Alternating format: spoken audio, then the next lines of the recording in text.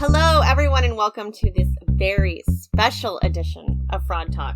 We are coming to you this month, and we are releasing this during International Fraud Awareness Week, which is our annual week-long awareness campaign to help everyone know that fraud will not be tolerated.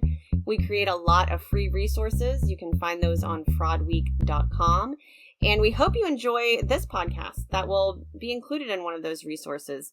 I am joined today by, I will say he is also a friend as well as a colleague, Chris Ekimoff. Hello. Hey. And it's, believe it or not, Chris and I have never met in person. Yes, more than 10 years of working together on Association of Certified Fraud Examiner activities. And for some reason, the Northeast and Texas, we've never found a way to be at the right session together or meet at the right conference. Although that's been less of an issue over the past 2 years, I guess, as the rest of the world has been figuring out this remote way we've always been able to work together, Mandy. So someday we will share that drink. In person. Yeah. So we're doing a bit of a crossover today. I'm letting Chris come on Fraud Talk, even though he also co-hosts his own podcast. He got very jealous of what we were doing at Fraud Talk and decided to start his own. The inSecurities podcast from PLI. Chris, tell us a little bit about inSecurities and take that time. I'll give you, 60 second plug? I'm just kidding. That's great.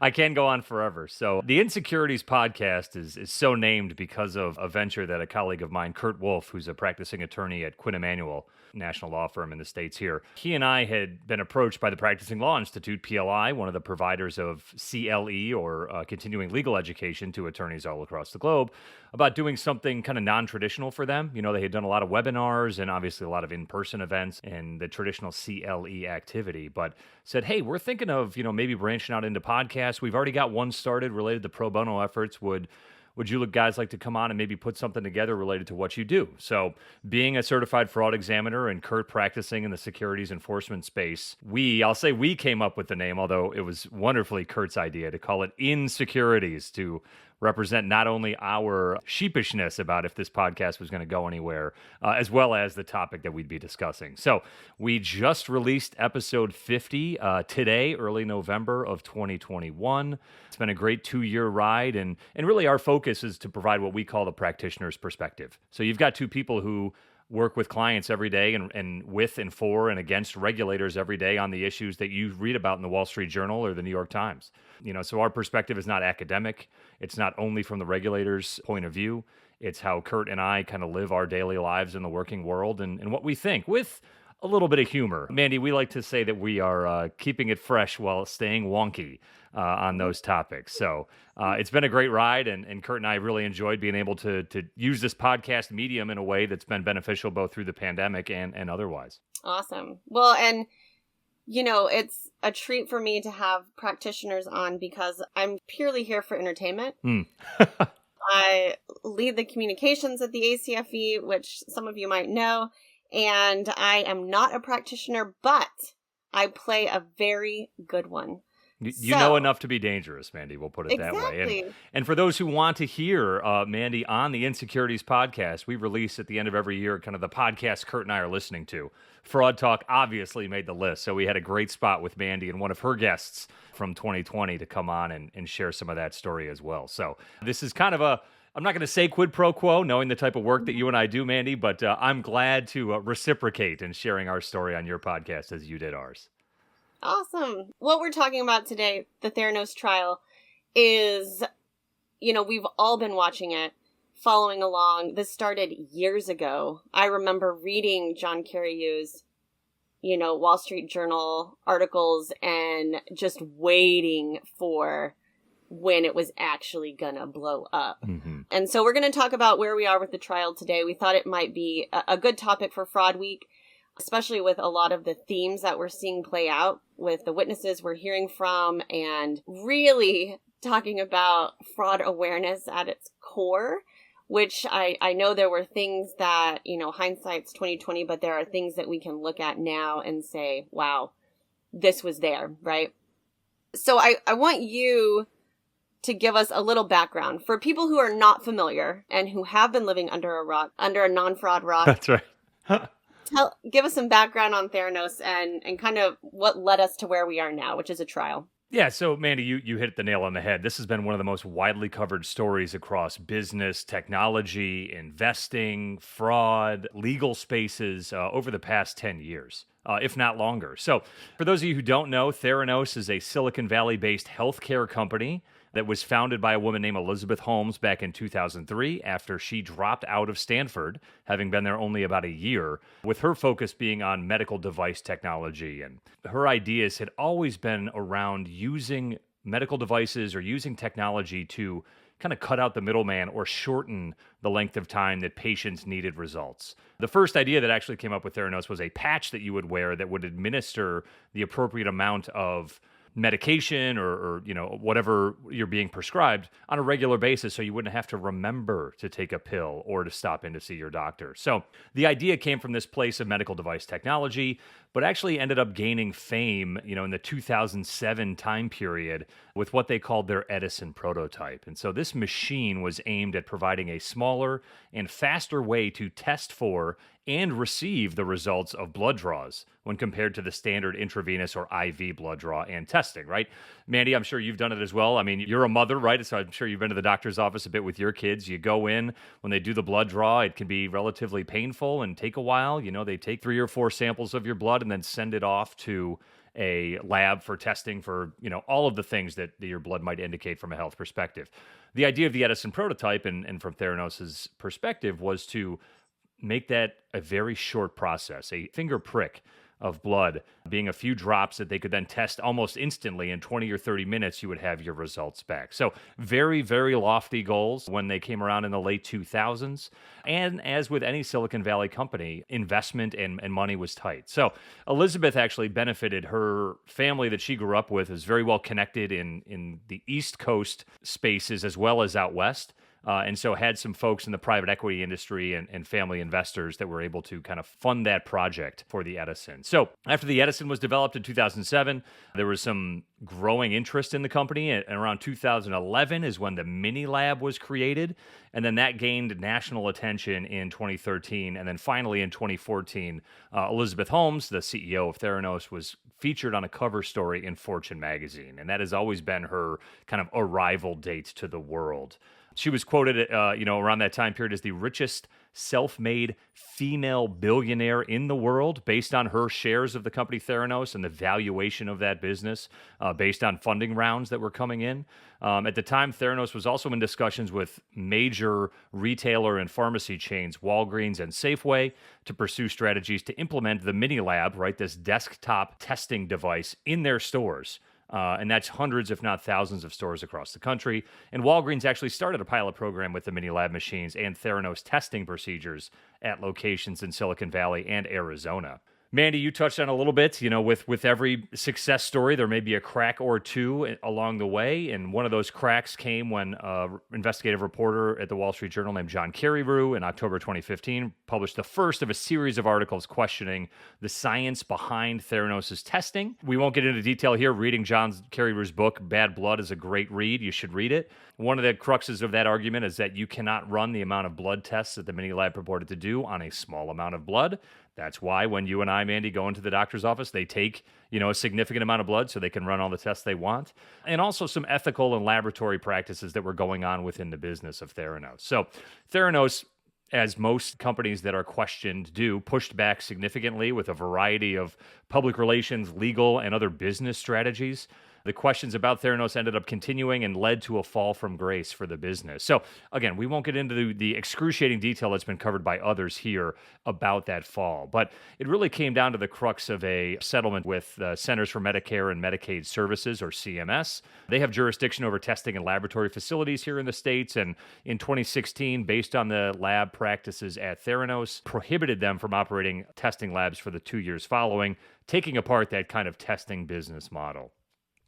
There was a little bit of a response from Theranos when the Zika virus came out, and they started marketing their machines to be able to test rapidly for just that one test, just that Zika virus. But as that was coming on, the SEC filed charges against Theranos, Elizabeth Holmes, and another executive, a gentleman named Sunny Balwani, in March of 2017. So the case settled later in 2018 with Theranos and Holmes agreeing to restrictions and a penalty, but not admitting or denying any fraudulent conduct. So we'll get into the details of the SEC case and everything else. But Mandy, I know that one of the things that we've talked about, both about Theranos and in our remote work together over the past 10 years, is really those hallmark red flags of allegations of fraud. And I think a few of them were here with Theranos.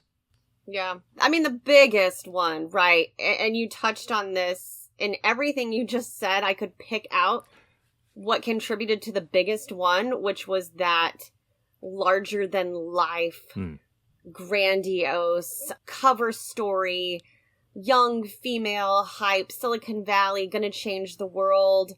You had a very beautiful illusion, right? And you had a lot of inherent trust just because of what it looked like and the facade. And that's something we see a lot. You know, we saw that with Madoff.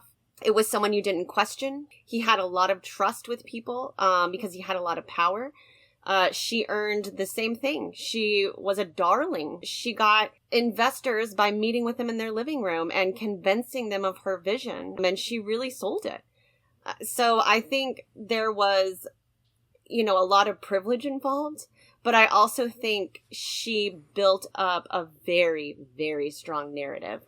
Yeah, and one of the things I know the ACFE touches on, Mandy, is what's called affinity fraud, right? And Madoff is a prime example of that. And that's where the social, spiritual, religious network of the Jewish community in New York and Palm Beach kind of relied on each other to validate Madoff as a potential investment source. So usually you'll see affinity fraud based in kind of smaller groups like that, or with kind of a religious community or a social network in a neighborhood or in a town. Here, that you just touched on it, that social network was almost that privileged investor class in the healthcare space who thought they could do no wrong and thought this was the next best thing. That beautiful illusion you just talked about was that driving force behind what might not be a traditional affinity fraud, but all of those elements were in play as well.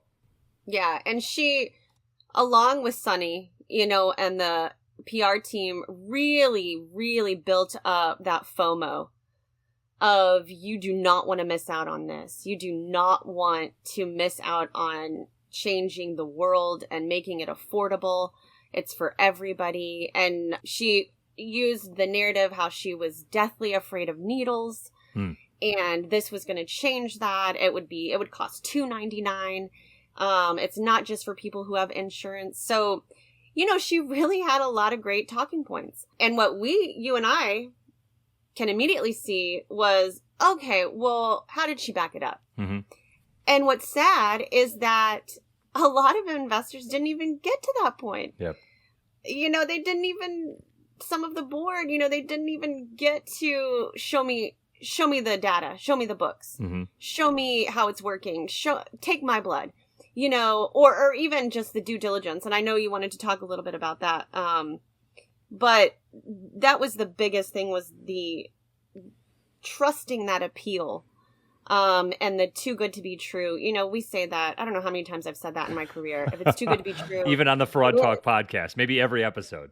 Yeah, exactly. Like it is, you know? So I don't know. I kind of wanted you to touch on the board and that trust there, you know, and maybe what other boards can learn from this. Yeah, and that's, I mean, we don't have to name names, but the folks who were on the Theranos board were really some of the most well-respected men and women in the United States at the time. You know, folks who have served in political office as the head of cabinet positions, as well as, you know, very successful people in the investment market and in the private equity space. And, you know, people always look at that and they say, why didn't they do their homework? And I always kind of pull back from that and say, listen, if my best friend, Dan, calls me and he says, hey, Chris, I got a great idea. I think you should get involved with that. I'm going to think about that differently than if I see a sign on the street that says, hey, think about this idea, right? Because I've got that relationship with Dan that I can rely on him to get that done. Now, the problem is when Dan heard that idea from 3 people removed that he doesn't know so well, then I start to rely on him more than I should. And that's where a lot of the folks involved with this, and there's been a ton of stories since things fell apart back in 2018, with individuals saying, listen, I was fooled as well, and I was looking around the boardroom, and everybody else seemed to agree, so I agreed too. And that's something I know the ACFE and me as a practicing certified fraud examiner hit on all the time, is it's okay to be rude when you're asking for more information. And there's a couple of very interesting stories from the reporting that's come out about this matter as well, where Silicon Valley investors, right, very robust, very intelligent, they will turn on a dime for the right idea and kick away the wrong one very quickly.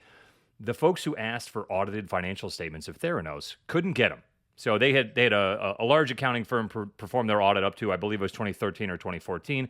That accounting firm walked away at that time to say, hey, we don't like the way you guys are accounting for a specific stock option deal with the executives.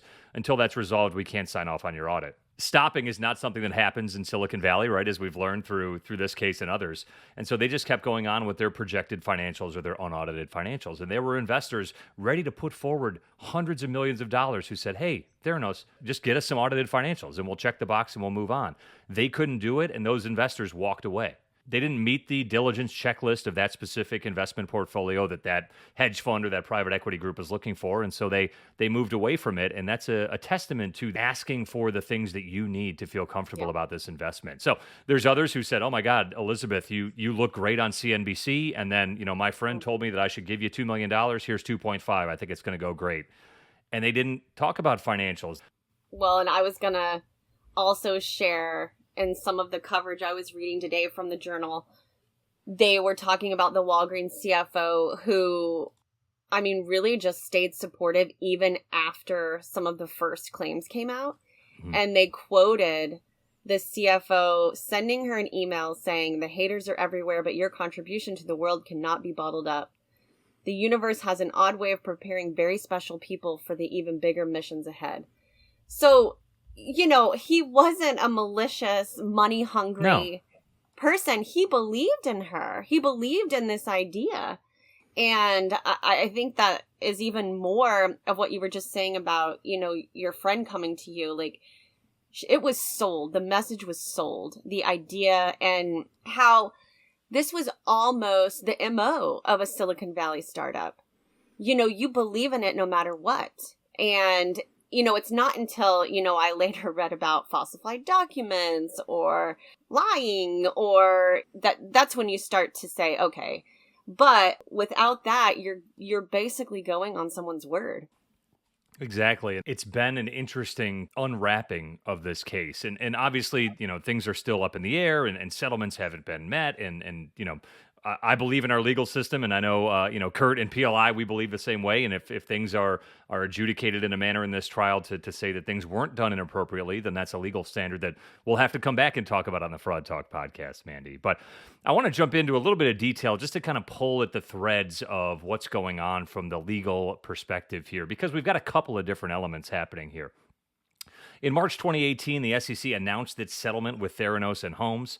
The SEC charged Holmes and Theranos with securities fraud, right? That's the SEC's purview. Holmes and Theranos agreed to settle those charges on a no-admit and no-deny basis and pay a $500,000 penalty. But one of the interesting parts here is that Elizabeth actually agreed to be barred from serving as an officer or director of a public company for 10 years. As well as returning the almost 20 million shares in the company she obtained and relinquishing her voting control of Theranos by converting her shares from a supermajority down to Class A common shares. So she went from basically being the owner and the CEO and the driving force of Theranos to completely stepping back from there, losing all of her ownership value in the company as an owner and converting all those shares to that. So a lot of people say, okay, well, she still owns a significant number of common stock shares, just like Mandy, you and I would if we were to be involved with the company. What happens if they get bought or somebody picks it up?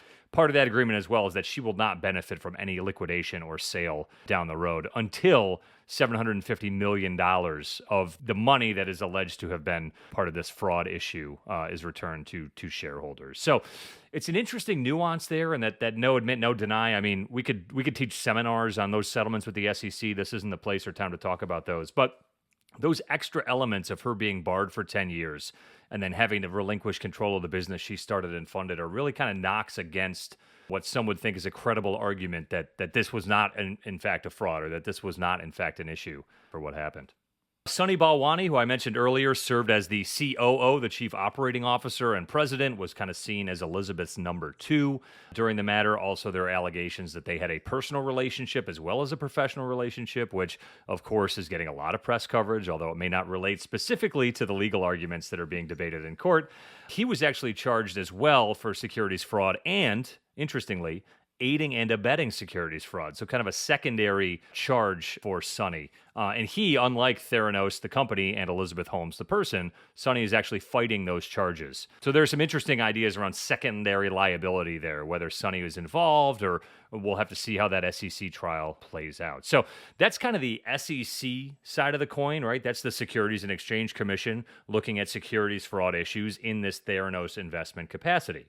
Now, Mandy, you talked a little bit about the trial that's going on right now as we sit here out in Silicon Valley. Elizabeth Holmes is facing the Department of Justice on wire fraud claims. So the DOJ and the SEC work sometimes, in a similar vein. The SEC focuses on civil actions and remedies, right? The SEC cannot put you, Mandy, in jail. But if you are found to be guilty of something that's a securities fraud that may also be a wire fraud or some other violation of the law, the Department of Justice, on behalf of the taxpayers in the U.S., has the ability to take away your freedom, put you in jail, sentence you to how it might be. These are two kind of separate ideas based on the same fact pattern.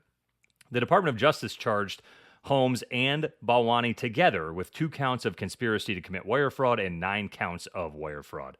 Now, wire fraud and securities fraud are often charged together, so it's interesting here to see that the securities fraud charges aren't being brought by the DOJ. And one of the ideas behind that is maybe it's harder to prove securities fraud, especially as it relates to the conduct that's at issue here, where you're talking to individual patients and doctors. They weren't really on the security side of the coin. They were focused much more on the operations of the business. And so that might lead to a more streamlined prosecution if that's how the Department of Justice feels it. So for context, the wire fraud statute makes it illegal for anyone to use or cause the use of, quote, wire, radio, or television communication in interstate or foreign commerce, end quote, for the purposes of executing a scheme to defraud or to obtain money by false or fraudulent pretenses. So it is a commonly charged issue, right? You might think, when's the last time I used a wire? Mandy, you and I are using wires in terms of the way that court and the Department of Justice view that now and recorded this podcast. Basically, any interstate communication or use of a system connected to an interstate communication system can lead to up to 20 years in prison if fraud is found to have been occurring there.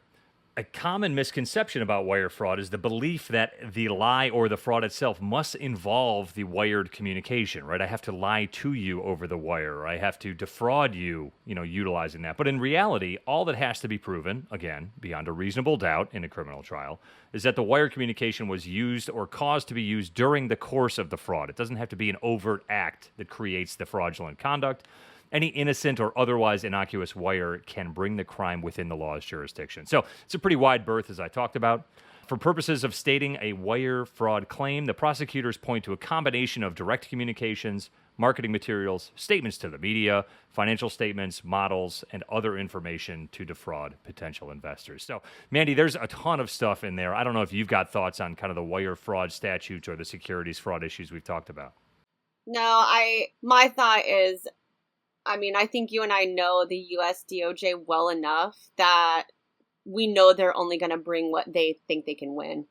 So I think the prosecution probably thought that their best bet was wire fraud. Mm-hmm. And I know that from many courses I've attended, That's right. Believe it or not. But they are really, from what I've read, hammering in on the voicemails, emails, PR, messaging that Theranos put out, even statements from the board, even statements that they were, they're alleging some of them were forged. So I think they're using a lot of that data and a lot of those different communications to make their case.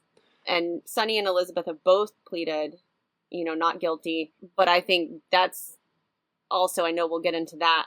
I'm very curious, how there's been rumors of her defense going into mental illness or bullying from Sonny. So I'm so curious how that's going to. I read something today that said mental incapacity is the hardest thing to prove. The hardest thing to prove. So, I'm curious. She's already played some of it though, with the pregnancy, with wanting to delay it. So, there's so many things that are still out there, but I think that her own gravitas, her own hubris could be what gets her in the end, because there's so many documents, so many emails, so many voice messages between her and Sonny, between her and investors, that could really seal her fate. To back up a bit, Sonny and Elizabeth were charged jointly. Those cases have been severed. And what's happening now, which started in September, is the trial against Elizabeth Holmes as an individual on wire fraud and conspiracy of wire fraud charges. And so there's been a lot of posturing, Mandy. You're kind of pulling at these threads related to some of the things we've seen in the coverage and the way the cases come out as to why that happened. And not to get too far down the legal rabbit hole, but each team of attorneys is trying to represent and advocate for their client as best they can.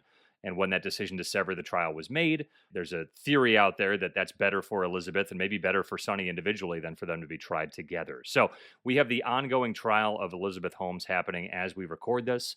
And one of the things that's happening significantly with that trial is the discovery of evidence, right? Evidence is being presented.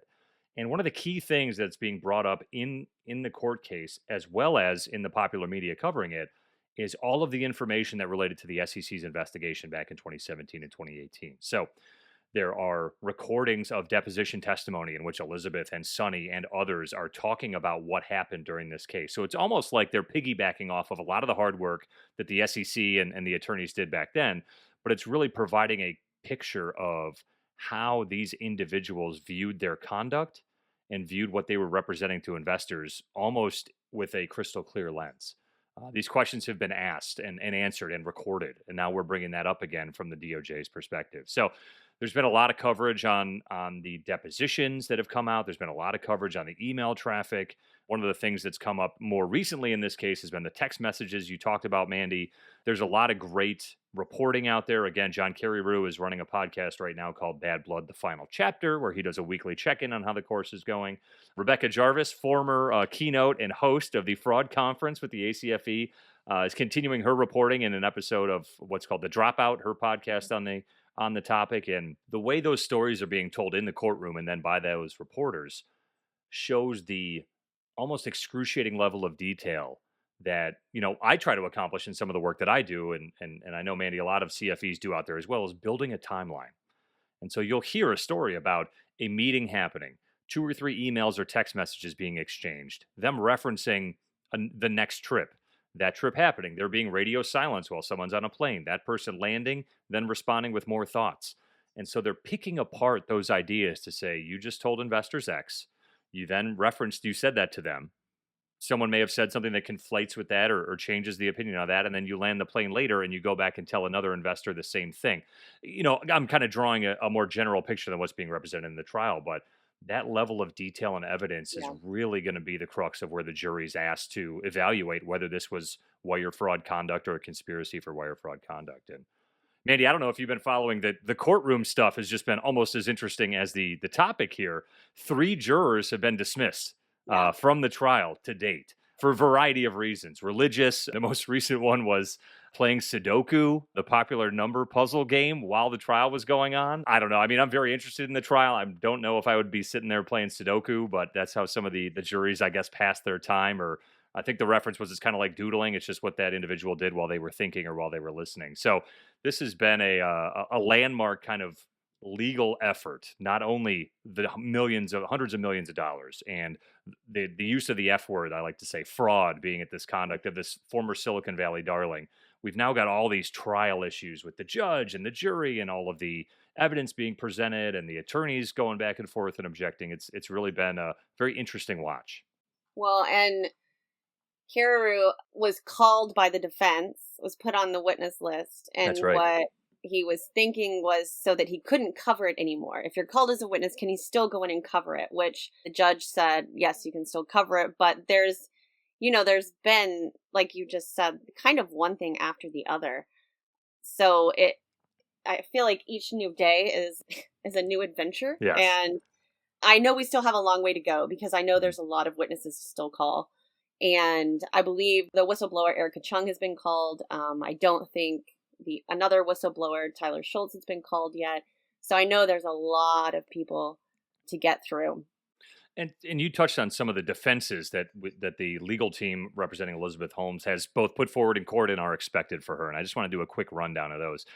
First is that Elizabeth didn't play a major role in some of the statements or the conduct that's at issue in conducting the fraud. And that's really, we like to call that the executive, kind of defense. And that, hey, listen, I'm running the company. I'm out doing interviews. I'm trying to solicit investment. I'm not in the lab day to day making decisions. I'm not running these protocols. So that'll be a way that has worked for executives in the past in terms of avoiding liability related to some of these issues.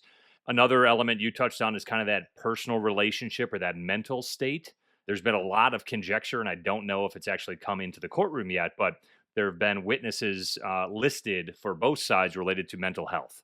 And one of the ideas that, pundits following this case have posited is that they're trying to see if they can present evidence that, Elizabeth Holmes, again, when this company started, she was 19. And not 6 or 7 years later, a major investor came on, Sunny Balwani, who was, I think, 20 or 30 years her senior, and they had a professional relationship and a personal relationship at that time. So there may be some credence to having that conversation around where on the spectrum of support or instruction or how they work together from a professional perspective and who was driving some of these statements as those timelines are built. And then one word that we all love in the legal and forensic accounting area is puffery, Mandy.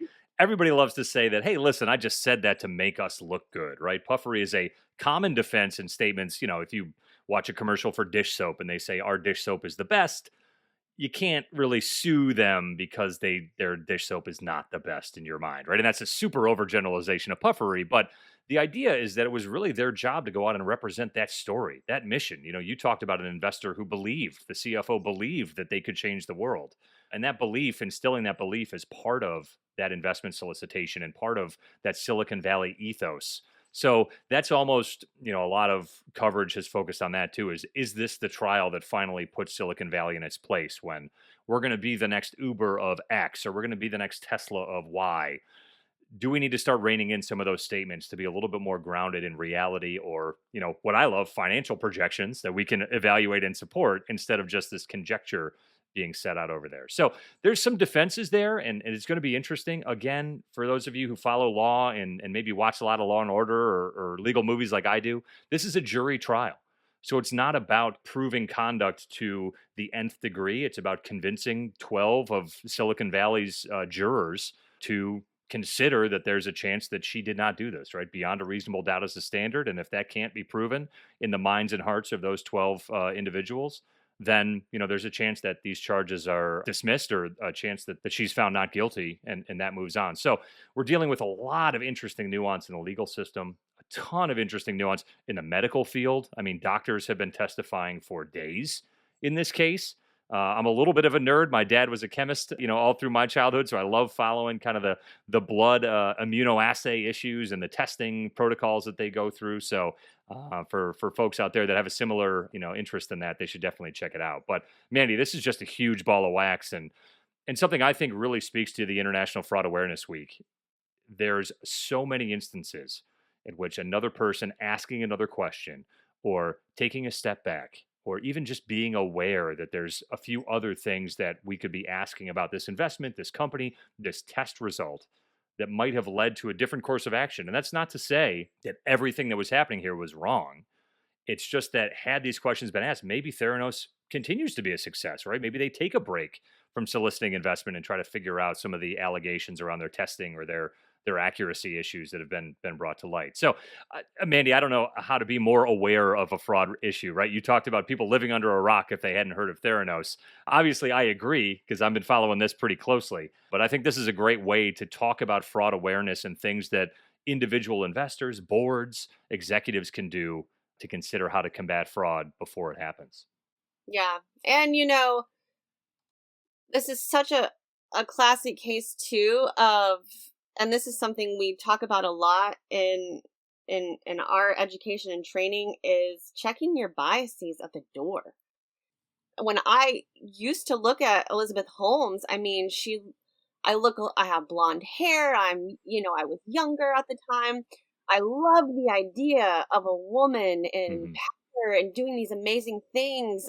And, that's another thing with fraud awareness is you got to check that stuff at the door. And just because someone looks like you, talks like you, the affinity fraud that we were talking about, you got to go back to the trust but verify. And there was so much trust involved in this, but not a lot of verify. Yeah. I go back to what I tell my clients all the time is that if there's no harm in asking a second or third question, if the person's being truthful, right? Whether that's in an admission seeking interview or an information gathering interview or just talking about a matter that I might be working on or another CFE might be working on. Because if they're being honest, they'll either give you that answer or they'll say, you know what, I don't know. I never thought about that. But when you start dealing with these folks who have to consider ways that they can cover for themselves or always look good or always be trusted, you start to identify some of those things. And I know, and this is a plug for the ACFE, all of the great training on lie spotting and considerations in interviews, those things might have drawn out a lot of good discussion while these investments were being solicited and while these questions could have been asked. And getting that verification, show me your audited financials. We talked about doing due diligence at a distance, right? Relying on my friend Dan instead of looking ourselves. An audit, yes, is that a function of that? Of course, you've got an accounting firm representing the lack of material misstatement for the financial statements as presented under the appropriate accounting framework. But that's another kind of checkpoint to say, okay, can you give me that information when I ask for it? And they may say yes, or they may say no, because our auditor's still working on it. It should be out in 3 months. Then if I'm an investor, I say, great, call me in 3 months. We'll talk about it. That's an easy one versus the kind of that awkward or that rude impoliteness that some people might feel. Verifying is much more valuable up front than finding out about it down the road. And bringing the right people into the conversation.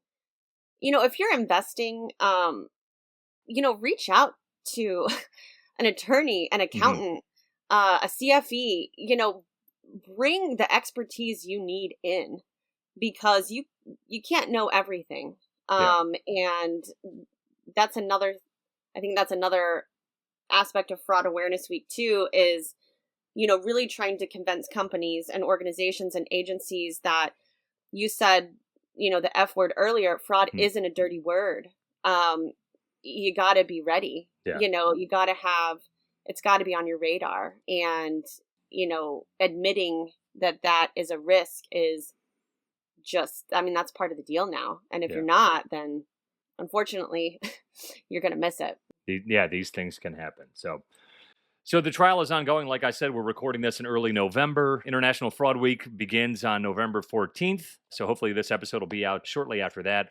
The trial was originally scheduled or estimated to be about 3 months starting in September. They've had a couple of delays due to COVID. We talked about some of the jurors being dismissed. So that will probably bleed into late December, if not early next year, depending on holidays and other things. So the trial will wrap up hopefully in the next couple months, and we'll be able to maybe come back and talk a little bit about some of the sentencing or some of the other things that might have come to light even right now, Mandy. I mean, they could be in the courtroom right now with more text messages and legal theories that we can kick around as well. So it should be an interesting end of the year and continues to be an interesting trial to follow. We want this to really be a story that it kind of clues folks into what International Fraud Awareness Week is about, and putting on that cap of trusting but verifying or being professionally skeptical. It's not impolite. It's part of what CFEs should be doing. It's part of what auditors should be doing. I know, the attorneys that I've worked with feel the same way. So we hope that if there's no other message you take away, that keeping that focus is great for avoiding these issues down the road. Well, thank you so much for this crossover of sorts. I was happy to have you on Fraud Talk. I will always be down to go on inSecurities, that. But I really appreciate it, Chris. No, I'm so happy to be here. And Mandy, this is actually my second time on Fraud Talk. One of our previous works was talking about a career path of a CFE. God, must have been 2013. maybe 1,000,000 years ago, at least one pandemic I was ago. much younger then. We both were. So for those of you interested in more of the stuff that we cover on the inSecurities podcast, you can check us out at pli.edu/insecurities, or just look for the inSecurities podcast on Spotify, Apple Podcasts, Google, you name it, we're out there. So would love to hear other listeners. If you want to get on social media and interact, you can use the hashtag inSecuritiesPod, POD, to get in touch with us. Kurt and I would be happy to take topics or future guests on our series as well. Mandy, it has been a pleasure. I always love working with you. One day we'll get together and do it in person. Yeah. Thank you so much, Chris. And thank you all for listening. Happy International Fraud Awareness Week. I know it seems a bit odd to say happy, but I am so excited you are with us in the fight against fraud. You can find Fraud Talk wherever you listen to your podcast, and you can visit us at acfe.com/podcast. Thank you all for listening.